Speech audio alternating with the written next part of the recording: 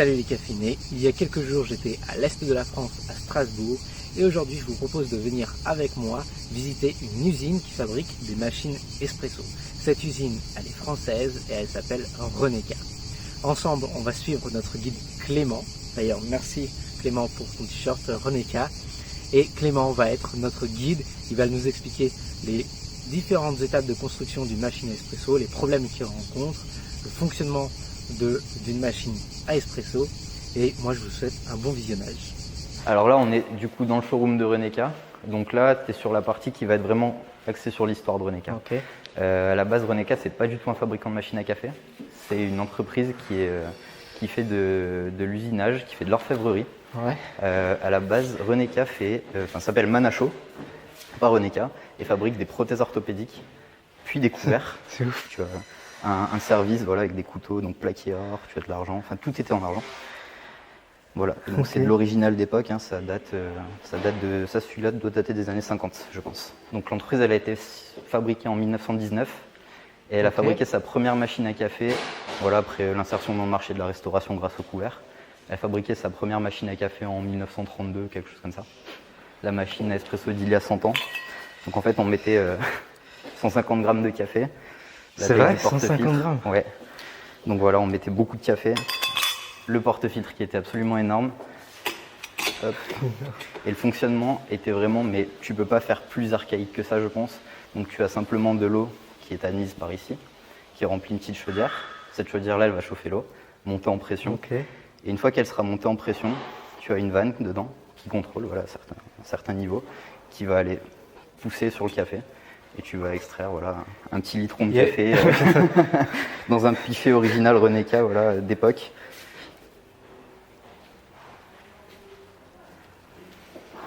Ça c'est vraiment les anciennes machines quoi. Ah ça fait partie des bases des machines à espresso, en tout cas comme elles étaient faites à l'époque. Ouais. Puis tu vas arriver sur des machines qu'on va appeler des combinés, où tu vas avoir ton espresso à la tasse comme on connaît aujourd'hui. Ouais. Et ton piston automatique qui te permet quand même d'avoir du café, voilà, une grande tasse de café. Et vous avez gardé un peu le... Ouais, c'est quelque chose qui est resté, ouais. L'espèce de groupe en forme de triangle, en forme de cœur, ça dépend comment on le voit. Profondeur du coup de... Et ça sert à quoi ce petit pic? Alors, le petit pic ici, alors ça c'est parce que ça devait être des groupes faits pour tout ce qui était pods. Donc c'était pour percer en fait ta capsule, etc. Ah, je savais même pas que ça se faisait des capsules en... Et ouais, si, ça se faisait, ça se faisait. Alors celle-ci, elle date entre 2005 et 2010. Là, tu as le segment semi-professionnel, la machine Home, machine qui va être destinée plus au transport. Souvent, on nous l'achète c'est des torréfacteurs qui la prennent dans leur voiture. Ah ouais. Et puis, ça permet voilà, de chauffer assez rapidement, et puis tu as un groupe d'extraction Aroma Perfect qui te permet d'avoir ton petit café. Voilà, si un torréfacteur va chez un nouveau client, bah, il a sa petite machine de dégustation. Et le plus gros point qu'on ait aujourd'hui, c'est à Paris-Charles de Gaulle. C'est sur la base des taxis. Et ils passent 30 kg de café jour. Donc c'est absolument gigantesque. Ils ont 2 Viva 3 groupes, donc 6 groupes en tout. Combien de kilos 30 kg jour. Donc si tu prends la moyenne, donc 7 grammes, tu fais 144 cafés avec 1 kg. Donc si tu fais 144 x 30, ça te fait 4300 cafés jour. Waouh! Donc c'est absolument énorme. Tu passes sur les gammes, on va dire le haut de gamme. Life, donc là tu vas avoir une machine qui est on peut allumer, qui est déjà plus tournée pour des utilisations spécifiques. Tu vas avoir une gestion de la température indépendante par groupe. Tu vas avoir une pompe électromagnétique qui t'assure une pression qui va être très linéaire et très stable. Alors, pour être précis, PID, c'est un moyen de réguler ta température électroniquement. Mécaniquement, tu utilises un pressostat. Pressostat qui, lui, en fait, a une membrane qui gère une pression que tu peux régler. Et une fois que ta pression arrive à celle que tu as désirée, tu as cette membrane qui va se claquer contre un interrupteur et qui va arrêter de chauffer, tout simplement. Parce que du fait que l'eau chauffe, ça crée plus de pression. Oui, exactement. D'accord, ok. Et du coup, exactement. Donc voilà, par pression, par une température, comme dans une cocotte minute finalement. Ouais. L'eau bout crée de la pression en dégageant de la vapeur. Cette vapeur va créer une pression et cette pression-là et ben va déclencher, va gérer un presso. Ça c'est mécanique et le PID c'est électronique. C'est électronique. C'est qu'il y a un capteur de température. Sonde de température qui est relié à une carte, qui est relié à un calculateur en fait. Et en fait tu vas avoir une courbe. Et en fait par rapport à cette température, voilà, tu vas déterminer un seuil de précision. Et ce seuil de précision va lui gérer ta courbe pour qu'elle reste entre ses barres.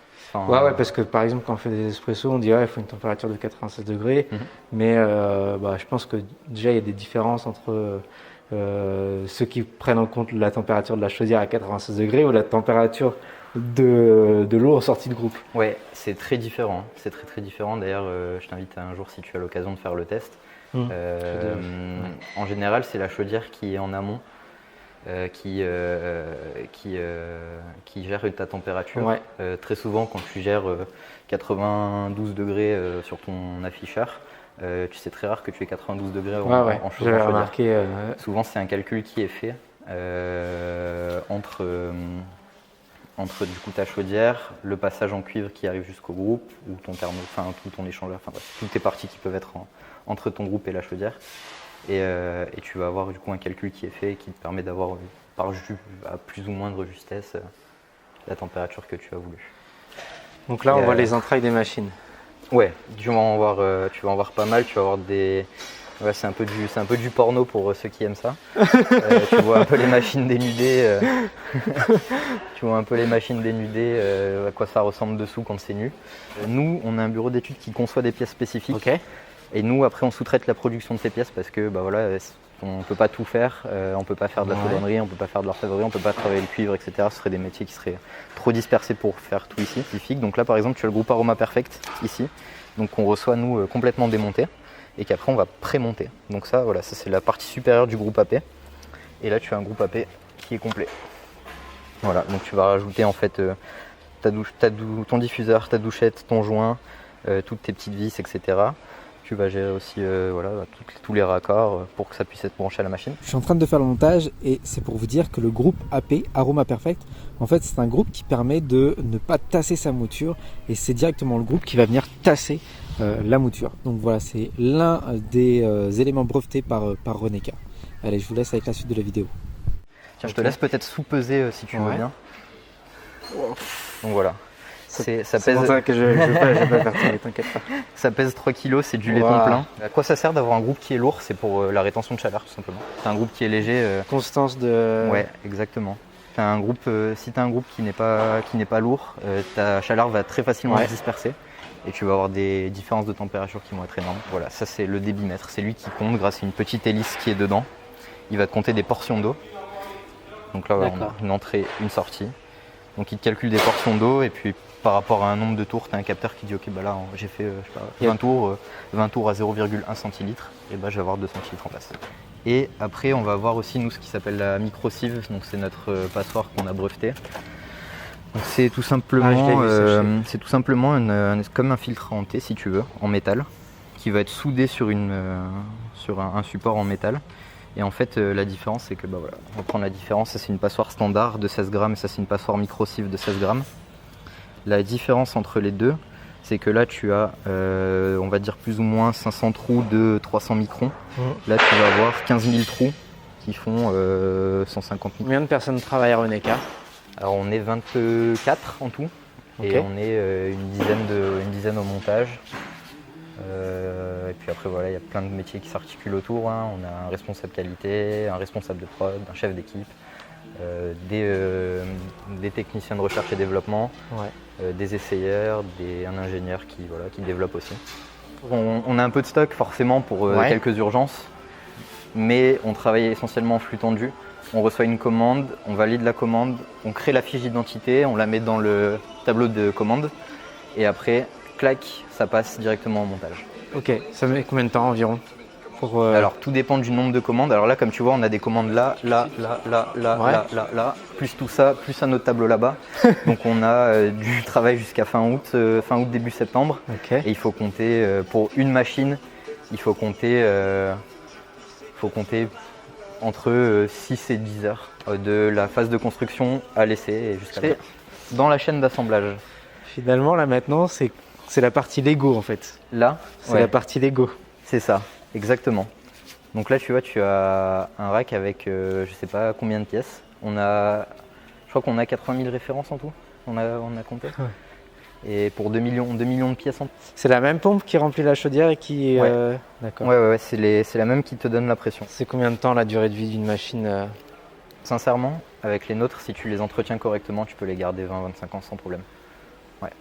On a des machines qui sont bien entretenues et voilà, on les garde 15-20 ans, mais vraiment sans souci. C'est quoi qui pose le plus de problèmes, qui est le plus fragile C'est le calcaire. C'est le calcaire. Eau adoucie tout le temps à 100%, parce que ça bouffe une machine comme pas possible. Bon, après tout dépend des zones, hein. Il y a des zones qui sont beaucoup moins calcaires que d'autres. Par exemple, Bretagne, c'est très peu calcaire par rapport à Montpellier, par exemple. Ouais. Donc, c'est vraiment l'ennemi numéro 1 d'une machine à café, c'est le calcaire. Et donc là, voilà, tu as toutes les machines qui sont prêtes. Et une fois que les machines sont prêtes, elles sont rangées là. Et puis on a 2 essayeurs qui prennent les machines, qui font des tests. Ils font café, ils font... dommage. Non, ils font pas de café. Raté. C'est vrai. Non, mais... Non, en fait, ils vérifient que toute la machine déjà est étanche, donc que tous les raccords sont bien serrés, Okay. qu'il y a des joints là où il faut, etc., que la machine fonctionne normalement. Ok. Et donc une fois que tout est fonctionnel, la machine elle est paramétrée en fonction du pays où elle va. Voilà, si la machine, bêtise, elle part en Allemagne, il faut régler tous les trucs en allemand, il faut adapter sur certains pays, adapter les prises. Finalement, il n'y a pas besoin de la tester avec du café vu que vous savez déjà que ça... En plus, si voilà, du café, ça peut vraiment s'insérer un peu partout. Si la machine elle est testée, on n'est pas au risque qu'elle arrive là-bas et que le client nous dise la machine n'est pas neuve parce que j'ai vu du café dedans, alors que c'est le café de test, mais on ne peut pas le prouver. Donc on a des moyens qui permettent de simuler qu'il y a du café. Donc on a des passoires qui sont comme ça, donc aveugles, où en fait on a un trou qui est, je crois, qui est troué à 0,7 mm, je crois. Et à 0,7 ça simule la pression plus ou moins.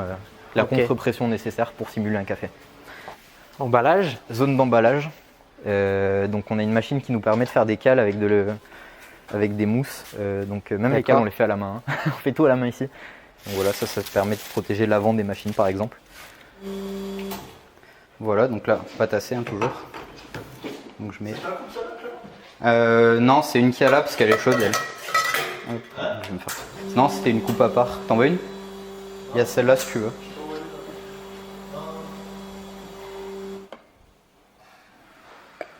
Ma mousse. Voilà.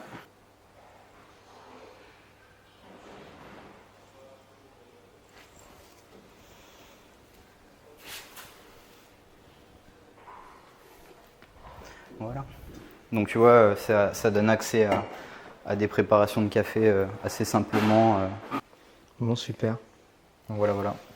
Merci beaucoup. Avec plaisir. Est-ce que tu veux que je te file, je sais pas, des docs, peu importe qui peut t'intéresser J'ai entendu ce que j'ai entendu, peu importe ce qui peut t'intéresser. Moi, je sais ce qui peut m'intéresser. Éventuellement, bon là, c'est un peu compliqué en ce moment au niveau de la place sur le vélo, mais... C'est quoi les prochains itinéraires? Après, ça va être Lyon, sud de la France et Lyon, sud de la France, quoi. Ok. Bon, cool, je vais te laisser aller manger. Merci. Salut Quentin. Merci d'être venu, d'être passé. Super. Ça a été un plaisir de te rencontrer. Et puis bon courage pour le tour de vélo là. je te recontacte. Avec plaisir. Et je vais récupérer mon micro. Ah oui. C'est vrai qu'on le sent pas. Non, on ne le sent pas. Merci d'avoir regardé cette vidéo jusqu'ici. Si elle vous a plu, eh bien la première chose à faire, c'est d'aller sur le compte Instagram de Renéka et de les remercier de m'avoir permis de faire cette vidéo. Et bien sûr, si vous avez des questions, que ce soit sur le fonctionnement des machines à expresso, car vous l'avez compris, j'ai été bref dans cette vidéo, j'ai pas pu tout mettre, sinon la vidéo elle est très longue. Si vous avez des questions, n'hésitez pas à les mettre dans les commentaires, que ce soit sur la machine, le fonctionnement d'une machine à expresso, ou que ce soit sur le fonctionnement de Renéka. Bref, n'hésitez pas non plus à liker et partager cette vidéo, ça m'aide plus que vous ne le pensez, et je vous souhaite un excellent café. Ciao!